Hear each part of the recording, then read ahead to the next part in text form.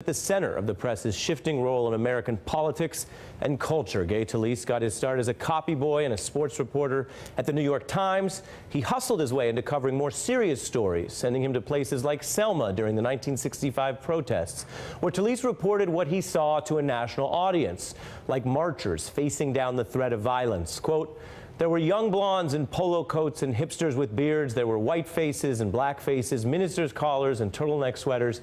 They differed in age and religion, but shared a unity of purpose. They'd come to march through the streets of Selma." He wrote, "A young man with a short blonde beard yelled at Dr. King, 'You son of a bitch, you want to vote? Why don't you act like a human being?'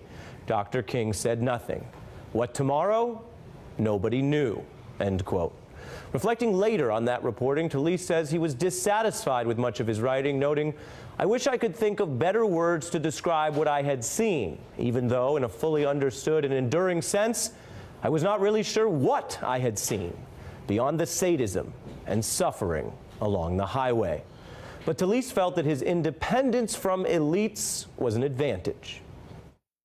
When I was a young journalist, we were of the underclass, and we would approach them as we were looking from the outside in to a world of privilege and power and affluence.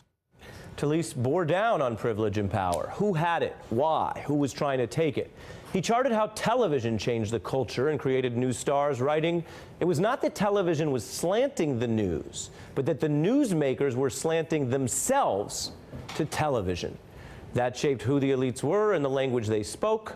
Talese also had a knack for cutting through spin and PR. His iconic Esquire profile, Frank Sinatra Has a Cold, is considered a masterpiece of new journalism because it revealed Sinatra's world through people around him, even though Talese had virtually no access for an interview with the star himself. Talese says the real story isn't always about the so-called big people. All these little stories are really big stories if you think big about little people. And that's what I like to do. I thought there were so many interesting people, not important people necessarily, not people who would make news, but people who were part of newsmaking, or at least part of the miracle of daily journalism. Talese, the miracle of daily journalism, an honor to have you here. And for me to be here. You look at this era, what I wanted to do with the benefit of your presence was look at some of the different presidents, because you've seen so much. Take a look at Lyndon Johnson, talking about the press and its role in those heightened times of Vietnam.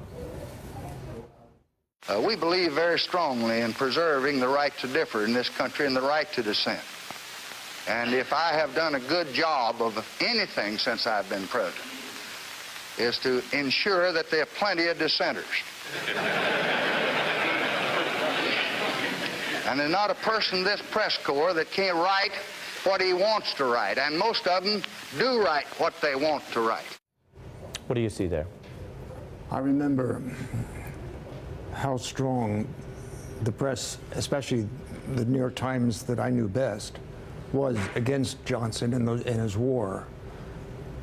David Halberstam, for example, who won the Pulitzer Prize in 1964 at the New York Times covering Vietnam, was loathed within the White House of Johnson as well as his predecessor, John Kennedy. In fact, John Kennedy, in 1962, went to the published New York Times to try to get rid of, or 63, try to get rid of Halberstam, try to move him out of Saigon. Ousted, yeah. Ousted. And you know, the history of the presidency and the press is one of an adversarial relationship, if not a sense of loathing entirely. I mean, there's not a president that liked the press. Roosevelt hated the New York Times, Franklin Roosevelt. And Truman, you know, what he did with a music critic that didn't like his daughter Margaret's way of singing. I mean, what we have now in the White House of Trump is not to be singled out as a special case of the president feeling he's being persecuted or trying to point his own rancor on the press itself. It's an old story. An old story. So let me play some of Donald Trump, some of this from when he was a candidate, personally singling out reporters, even making light or making fun of one's handicap.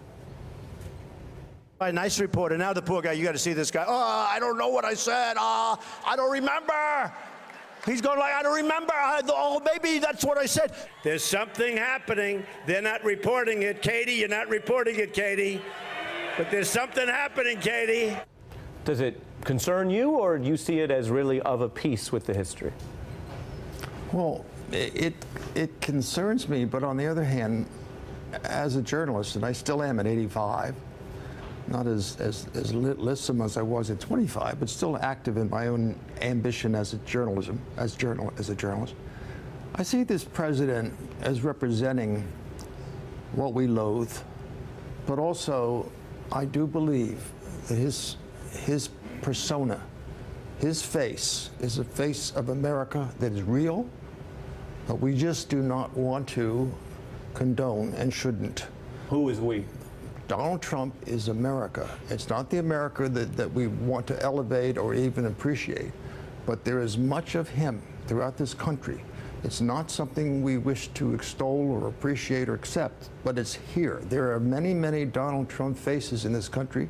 He speaks to a constituency that is not the kind of people that you wish to associate with, you, me, anybody, but there really is an anger in this country, and there's a sense of isolation in this country. You think the political establishment didn't want to believe that the support was out there for him? I believe that. I believe that, and I believe that the journalists of your generation, as opposed to mine, which goes back 50 years, we were very different in my time as journalists compared to the ones today, because we were much more aware of the low, basic, sometimes despicable character of our country, because many of us came out of a rough and tumble or down and out life. We journalists of the post-World War II period, of which I'm a part, I started in 1953, 54. We were of the underclass. We were of the class that, in 2 generations later, will vote for Trump. You didn't identify exactly the same way that reporters can be so cozy. You talk about your craft. I was reading this. I want to read it to you. You said why you don't like to use a tape recorder in your writing. You said, recording an experience can prevent the insight that comes from deep probing. Reporters who use a recorder instead of being in the moment risk generating only a first draft drift of the mind, symptomatic of a society permeated by fast food, computerized, bottom line, and personalized workmanship, reducing the once artful craft of writing to the level of talk radio on paper. I wonder what you think of a world where so many people go to a concert and they try to video record it, so they don't actually watch it, they just watch it through the video, and whether we're losing something tactile here. Yeah, I do think, as a senior citizen of journalism, that we are losing a lot. When I first was a young man of your age, I got a job in the old-time reporter. When I first walked in the New York Times, my first day as a rookie reporter, he said, young man, stay off the telephone. The telephone in my time, 1950s, was the new technology. He said, you have to show up. You have to see the people's faces. Be there, be there. I don't care. Well, right now, in the grandchildren, comparably, people are looking at their smartphone, and the life is through the laptop, and there isn't that discovery by chance of wonderful characteristics of the story. Right. There's so much that's focused on getting it fast, getting it first, not necessarily getting it all, but getting it to a degree right. But to a degree incomplete.